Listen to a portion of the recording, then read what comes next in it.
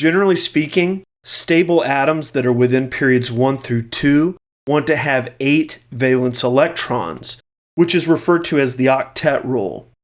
Other elements in periods 3 through 7 generally go beyond 8 valence electrons, but not all of them. Elements with smaller masses such as hydrogen, helium, lithium, etc. tend to just need 2 electrons in their outermost shell in order to be stable. Recall that covalent bonds are bonds where 2 atoms are sharing electrons, which help to stabilize both participating atoms. Single bonds have 2 shared electrons, or 1 pair. Double bonds have 4, or think of it as 2 pair. And triple bonds share 6 electrons, or 3 pair. When 2 atoms have more than 1 bond with each other, the bond energy increases and the distance between the atoms decreases.